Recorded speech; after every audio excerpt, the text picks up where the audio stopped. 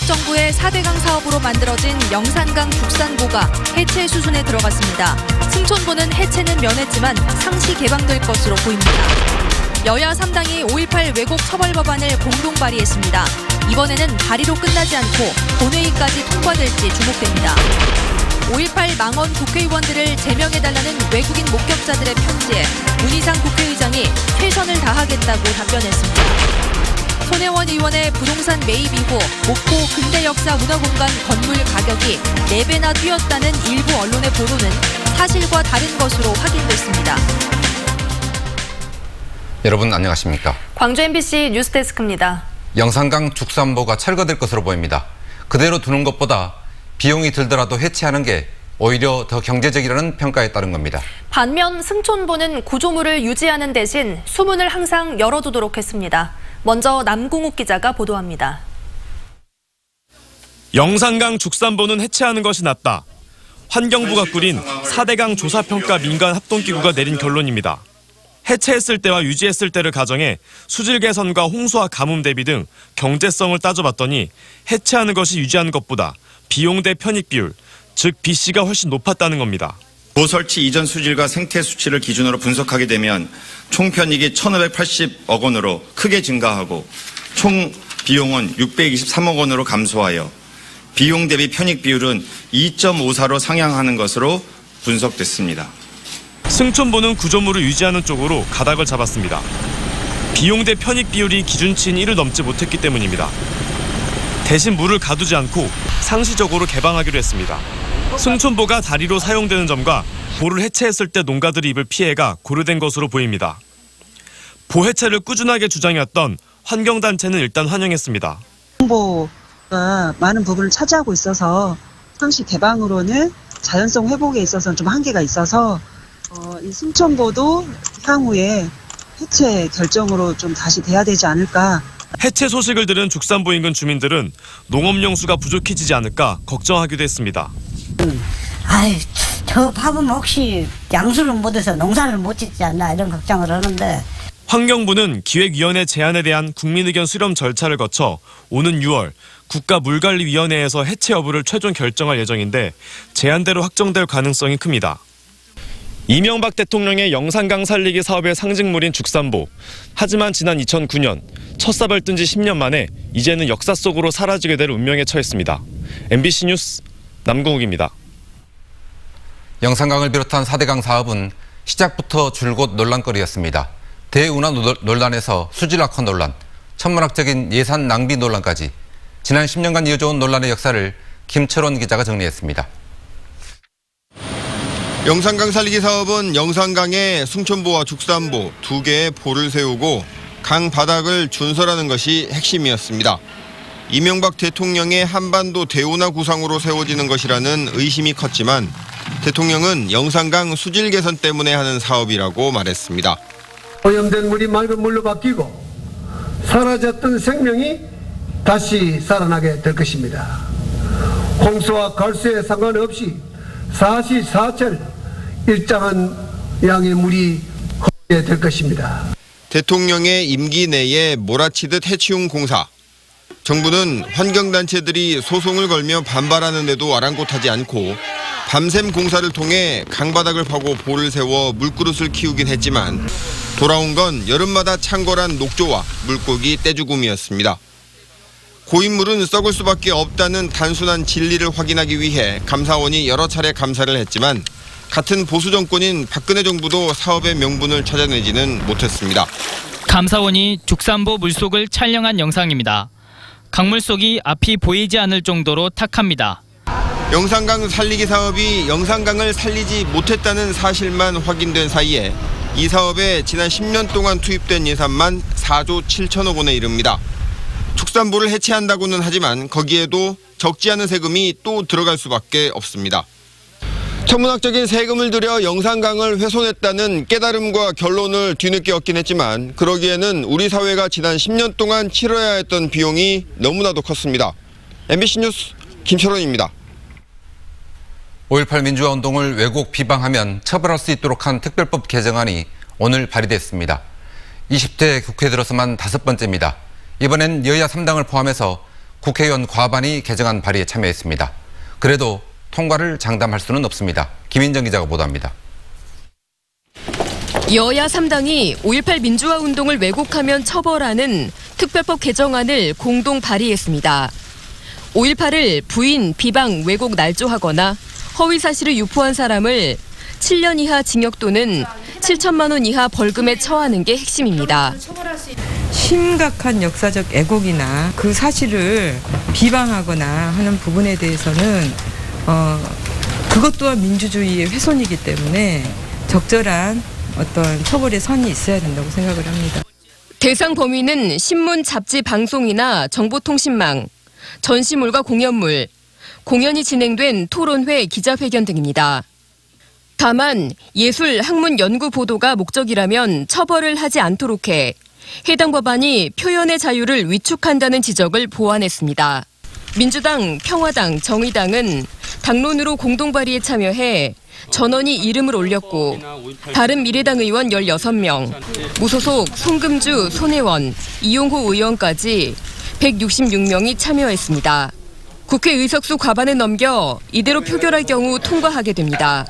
그러나 법사위 통과부터가 난관입니다.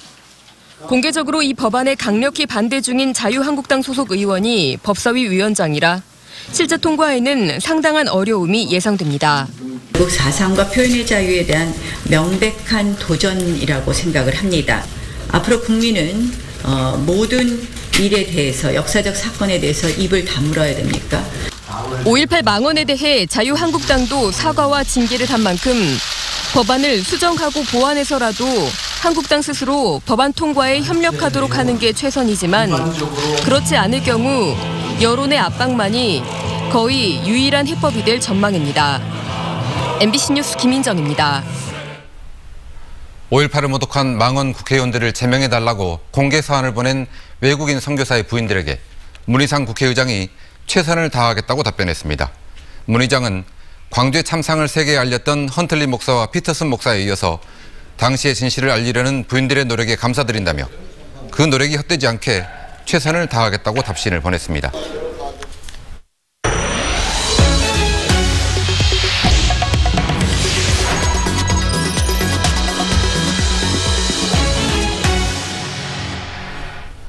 오늘 저녁 광주 광산구의 한 창고 건물에서 불이 났습니다. 창고 안에 부탄가스 때문에 불길이 거세 진화가 어려웠습니다. 우정훈 기자가 보도합니다. 검은 연기가 하늘 높이 치솟습니다. 출동한 소방대원이 연신 물을 뿌려보지만 불길은 매서운 기세로 건물을 태웁니다. 광산구 신창동의 한 생활용품 창고에서 불이 난 건 오후 5시 30분쯤. 컨테이너에서 시작된 불은 2층 높이 철골 판넬 구조 창고 전체로 번졌습니다. 이곳 창고에서 시작된 불은 연소가 확대되면서 뒤쪽에 위치한 유리 가공 공장으로 옮겨 붙었습니다. 불이 날 당시 창고 안에는 사람들이 없었고 근처에 있던 직원들도 재빨리 대피해 아직까지는 다친 사람이 없는 것으로 알려졌습니다. 건물하고 건물 사이가 한 2m 정도밖에 안 돼요. 근데 이제 판넬 건물이다 보니까 불길이 유리창이 깨지면서 불길이 나왔을 거 아니에요. 그게 이제 옆집 우리 집하고 붙어가지고 타는 거죠. 창고에는 나무젓가락과 일회용품 등이 쌓여 있는데 이 중에는 부탄가스와 같은 인화물질도 있어 소방관들이 불 끄는데 어려움이 많았습니다. 큰 불길은 1시간 반 만인 저녁 7시쯤 잡혔지만 완전히 다 끄려면 시간이 걸릴 것으로 보입니다. 한편 비슷한 시각 광산구 광산동에서도 농가 신축주택에서 불이 나 건물이 모두 불에 타는 등 오늘 오후 광산구에서만 3건의 화재가 발생했습니다. MBC 뉴스 우정훈입니다. 목포 근대역사문화공간에 투기 논란이 확산된 데는 건물 가격이 4배까지 올랐다는 보도도 한몫했습니다. 지난 4년간 이곳에서 신고된 실거래 가격을 분석해봤더니 2배 이상 오른 경우는 없었습니다. 김양훈 기자입니다. 목포 근대역사문화공간 내 55제곱미터 규모의 단층 주택입니다.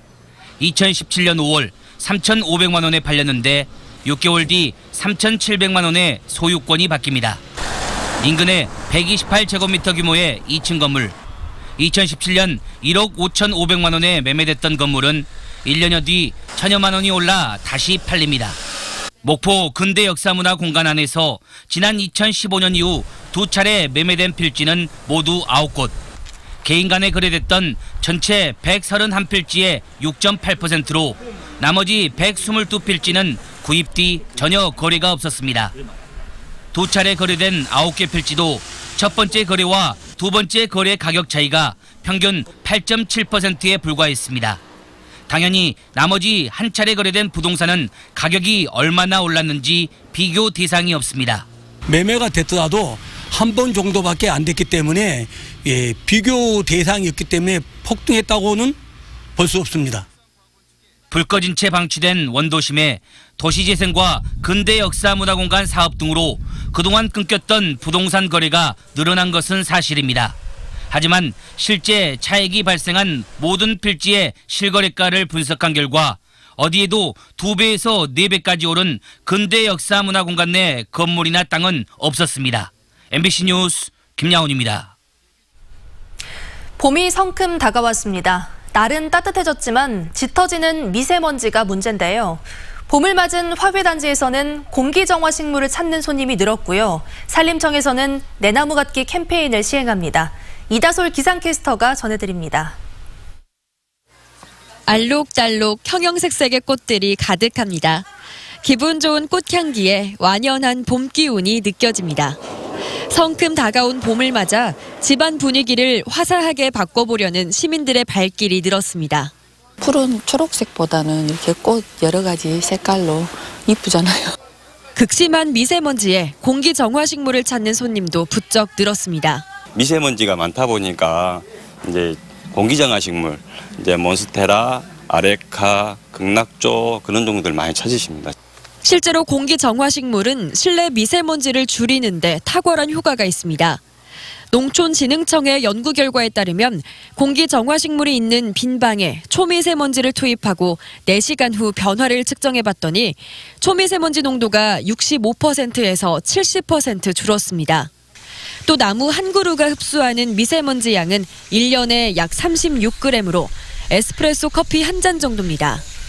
미세먼지 지옥이 시작되는 3월을 앞두고 산림청은 내나무 갖기 캠페인 추진 계획을 발표했습니다. 캠페인은 나무 나누어 주기와 내나무 심기, 나무시장 운영 3가지로 진행됩니다. 광주시청과 전남 10곳에서 조팝나무와 동백나무, 살구 등 다양한 나무 5만 그루를 3월 26일부터 무료로 나눠주고 도시 근교 17곳에서 나무 심기 행사를 진행합니다. 또 광주시 광산구 등의 산림조합이 운영하는 나무시장에서는 묘목을 싼 값에 구입할 수 있습니다. 이번 주말 동안에도 포근한 날이 예상됩니다. 토요일과 일요일 모두 광주의 한낮 기온 16도까지 올라 평년 기온을 7도가량 웃돌겠습니다. 미세먼지만 아니라면 봄 기운 느끼기에 좋겠습니다. MBC 뉴스 이다솔입니다. 조명래 환경부 장관이 광주를 찾아 환경미화 작업자들의 안전을 위해 한국형 청소차 도입을 확대하겠다고 밝혔습니다. 조 장관은 오늘 광주 서구청을 찾아 한국형 청소차 도입을 확대해달라는 환경미화원들의 건의를 수용하겠다고 밝히고 청소차에 탑승해 미화원들과 한 차례 생활 폐기물을 수거했습니다. 한편 지난해 1월 광주 전남 최초로 한국형 청소차 6대를 도입한 서구는 2024년까지 전 차량을 교체할 계획입니다.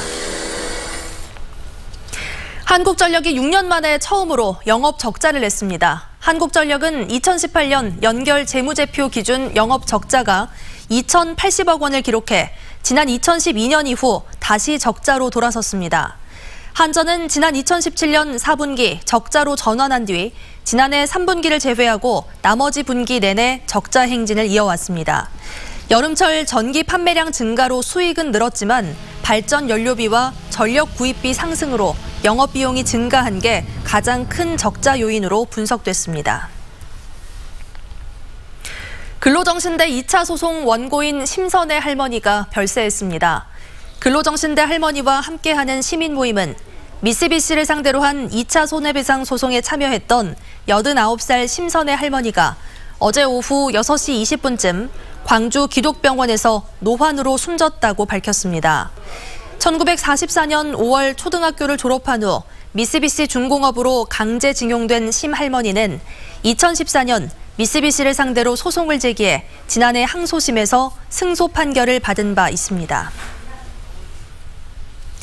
광주시가 오는 25일부터 수소 전기차 150대를 보급합니다. 보급 대상은 광주에 거주하는 시민이나 법인 등이고 차량 한 대당 국비와 시비 등 총 3,250만 원이 지원됩니다.